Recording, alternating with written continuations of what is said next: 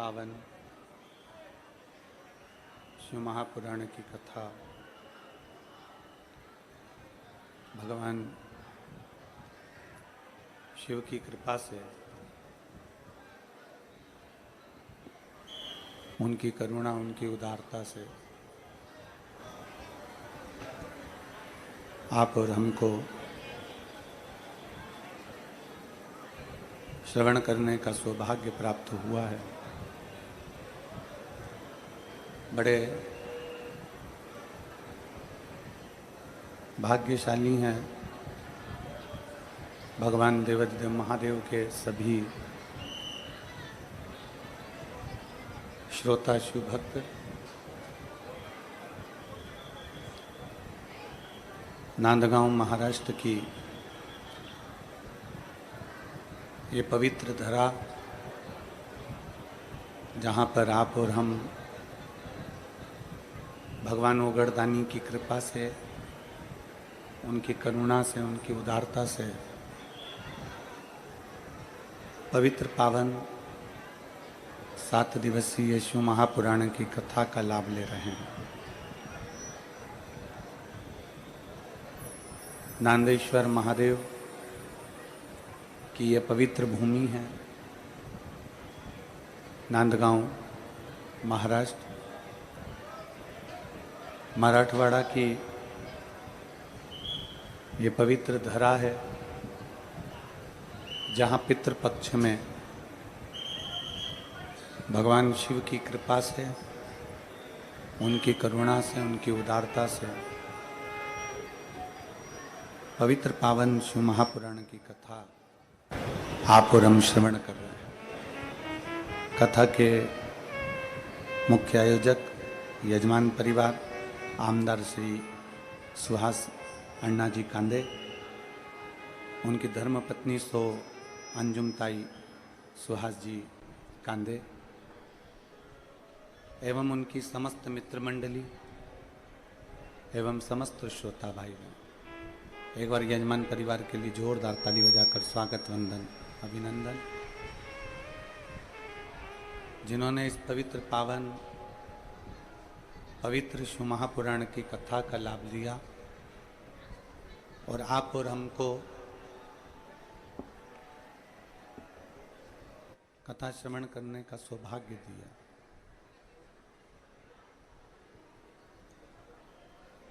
पितृपक्ष में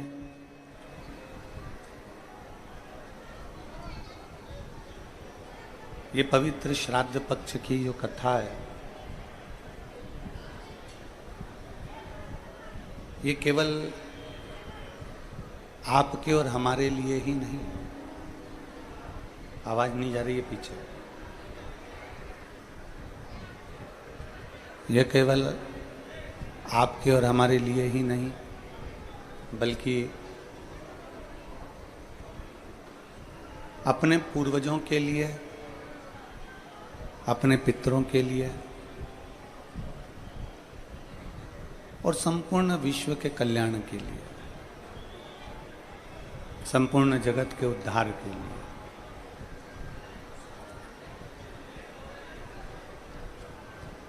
कल कथा में कहा था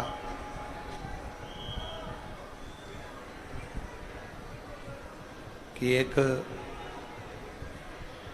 मानव शरीर प्राप्त कर लेना,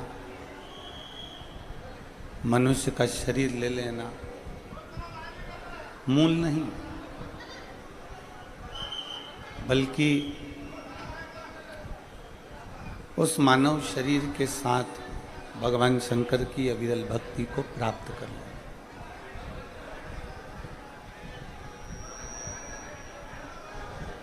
भगवान देवाधिदेव महादेव, भगवान शिव, ओगड़दानी, तरकालदर्शी, कैलाशी, अविनाशी शंकर, जिनकी निर्मल भक्ति, भरोसा, दृढ़ता कहीं ना कहीं हमें शिव तत्व तक लेकर जाती है, भगवान शंकर तक लेकर जाती है। कल कथा में एक बात कही थी कि चिंतन और चिंता,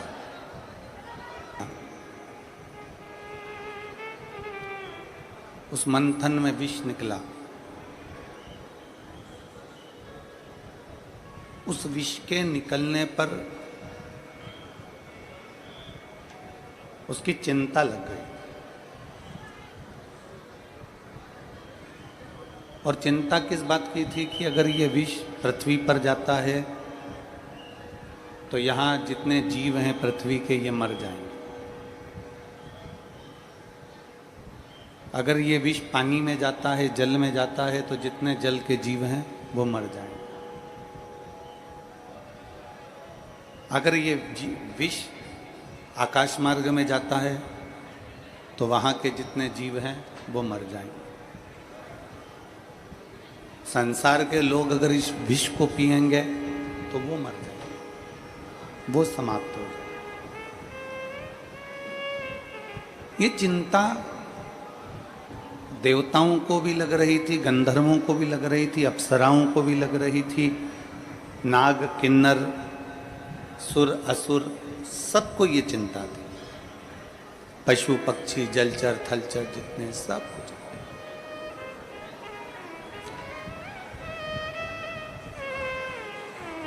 तभी भगवान विष्णु का,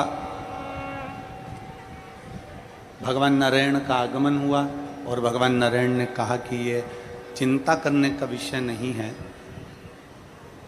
ये चिंता का विषय नहीं है। अब ये विषय है चिंतन करने का।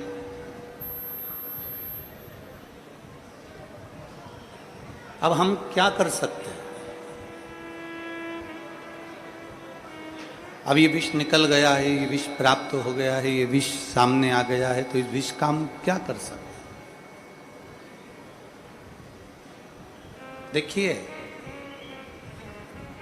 जितने शिव भक्त इस कथा को सुन रहे हैं आस्था चैनल के माध्यम से, फेसबुक यूट्यूब के माध्यम से, और इस नांदगांव की इस पवित्र प्रांगण में, भगवान शिव की इस पवित्र भूमि पर, समय आप लोग जो कथा सुनने के लिए बैठे हो, नांदगांव वालों को ये कथा मिली है, ये मनवाड़ वालों को ये कथा मिली है, इस क्षेत्र वालों को ये कथा मिली है। हो सकता है कि कथा बाद में हो और हो, आसपास के क्षेत्र में हो, पर शिव महापुराण की कथा कहती है कि समय और अवसर, इन दोनों में एक बड़ा अंतर है। समय तुम्हें वापिस मौका दे सकता है, समय पलट कर तुम्हें फिर मौका दे सकता है, पर शिव महापुराण की कथा कहती है अवसर बार बार नहीं मिलता, अवसर केवल एक बार मिलता है, और उसने जिसने प्राप्त कर लिया उसका जीवन सार्थक हो।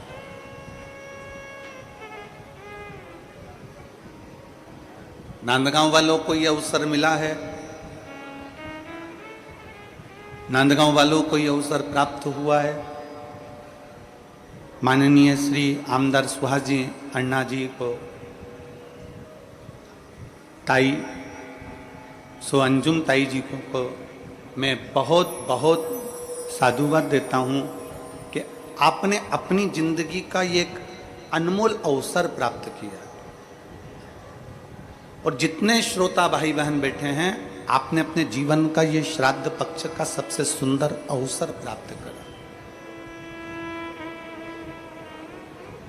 समय फिर मिल सकता है, हो सकता है कि आपको वापिस मौका मिल जाए, वापिस आप कथा श्रवण करने के लिए चले जाओ, वापिस आप कहीं ना कहीं बैठ जाओ, वापिस आप प्राप्त कर लो, पर अवसर नहीं मिलता। कभी कभी कथा हमारे नज़दीक में होती है पर हम जा नहीं पाते। उसका कारण कोई परिवार में काम आ गया, कोई कार्य फंस गया, कोई रिश्तेदार आ गए, कोई नातेदार आ गए, कोई कुटुंबी आ गए, कोई कबीले वाले आ गए, कोई कुछ। अवसर मिला।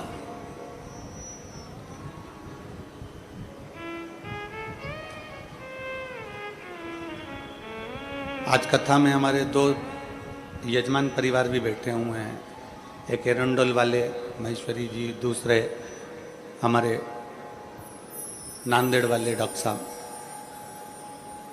ये हो सकता है कि हमको वापस मौका मिल जाए, पर जो अवसर मिल रहा है,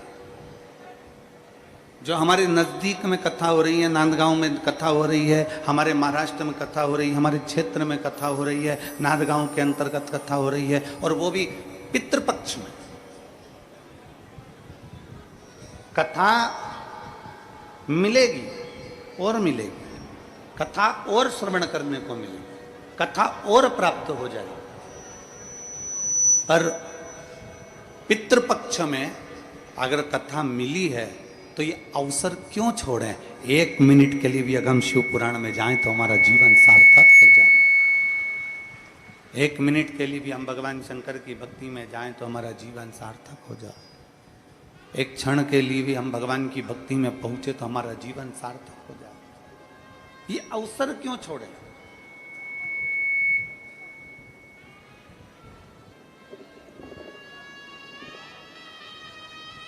ये अवसर हम क्यों त्यागें? अगर मिला है अवसर तो उस अवसर को त्यागना नहीं है। मिला है अवसर तो उसको छोड़ना नहीं। बड़ी मुश्किल से मिलता है। पितृपक्ष की यह कथा नांदगांव के अंतर्गत महाराष्ट्र की इस पवित्र भूमि पर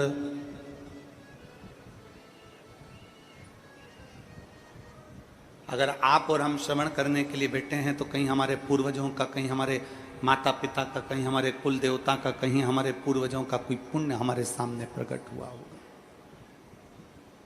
कोई पुण्य हमारे सम्मुख में आया होगा। बस ये है कि एक समय, अभी आपको कल कथा में कहा था कि विष निकला है और विष निकलने के बाद चिंता व्यापी है।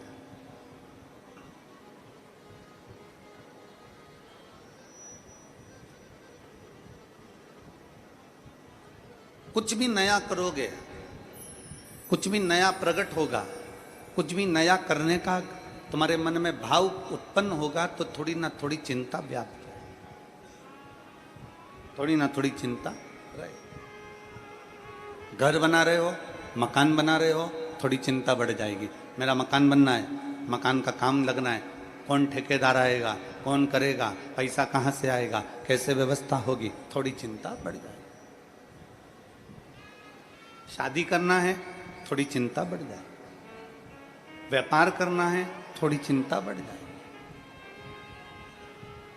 ऐसा नहीं कि चिंता नहीं बढ़ेगी। कोई फैक्ट्री खोलना है, कोई कार्य करना है, बच्चों को स्कूल भेजना है, शादी विवाह करना है, कोई आधिकाधिक कार्य करना है, कोई राजनीतिक समीकरण करना है, तो भी चिंता बढ़ती है। चिंता बढ़ती है। और ये चिंता केवल तुम्हारे को नहीं है, केवल ये चिंता संसार के लोगों को ही नहीं है, ये चिंता केवल मनुष्य को ही नहीं है। शिव महापुराण की कथा अपनी आनंदमय भाव में व्यास जी महाराज वर्णन करते हैं कि ये चिंता देवताओं को भी है। ये चिंता नाग और किन्नर, गंधर्व, अप्सरा सबको चिंता रहती है।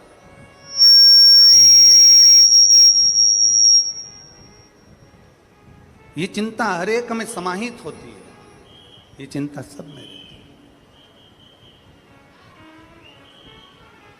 ऐसा नहीं कि कोई गंधर्व हो, अप्सरा हो, नृत्य कर रहे हैं सो आनंद है, देव हो, किन्नर हो, असुर हो, राक्षस हो, सब में चिंता व्याप्ति है। एक थोड़ा सा विष सामने प्रकट हुआ और उस विष की चिंता व्याप गई कि ये विष कौन पिएगा, इस विष को कहाँ लेकर जाएंगे, ये विष किसको देंगे, ये जहर किसको देंगे, ये जहर कौन लेगा, चिंता व्यापी। तब भगवान नारायण ने आकर, तुरंत भगवान विष्णु ने आकर उसी समय पर कहा कि ये चिंता मत करो। भगवान नारायण कहते हैं कि अब शंकर का चिंतन करो। और आप सबसे निवेदन है, जब जिंदगी में सामने चिंता खड़ी हो, जब तुम्हें लगे कि मैं बहुत बुरी तरह से कहीं ना कहीं घिर गया हूँ, जब तुम्हें लगे कि मेरे सम्मुख में ये चिंता व्याप रही है, मुझे रात की नींद चली गई, मेरी बेचैनी बढ़ गई, मेरा ब्लड प्रेशर, मेरा शुगर, ये सब कहीं ना कहीं किसी न किसी रूप में बढ़ रहा है, घट रहा है, तुम्हें चिंता व्यापने लगी, आजकल तो हम कहते हैं कि शरीर में कितनी चिंता है, आजकल इंद्रियां भी बता देती हैं। तुम्हारा शुगर का लेवल ऊपर नीचे हुआ ना तो मालूम पड़ जाता है कि तुम चिंता करने वाले हो गए। तुम्हारा बीपी ऊपर नीचे होने लगा, ब्लड प्रेशर, तो समझ में आने लगा कि तुम चिंता करने लगे। आजकल तो हमारी इंद्रियां, हमारे शरीर की एक एक अंग हमारी चिंता का विषय बता देते हैं कि हमें चिंता कितनी है। तुम्हारे शरीर का, तुम्हारे चेहरे का तेज अगर चले गया, तुम्हारे चेहरे की रौनक चली गई तो बता देगी कि तुम्हारी चिंता कितनी है। तुम्हारा बीपी शुगर ऊपर नीचे हो गया तो बता देगी कि तुम्हारी को चिंता कितनी है। शिव महापुराण की कथा कह रही है, जब विष निकला सबको चिंता थी, कोई पीने को तैयार नहीं था, समुद्र उसको लेने को तैयार नहीं है, जहर कौन पिएगा, जहर कौन धारण करेगा, पृथ्वी उसको लेने को तैयार नहीं, आकाश उसको लेने को तैयार नहीं, पशु पक्षी जलचर थलचर वायुचर जितने हैं ये कोई लेने को तैयार नहीं है, चिंता व्यापी। तब भगवान नारायण ने कहा कि एक काम करो कि शिव को याद करो और शिव का चिंतन करो, चिंता छोड़ दो, चिंतन में लग जा। शंकर का करा गया चिंतन हमारी जीवन को एक आनंदता दे देता है। मुसीबत और लहर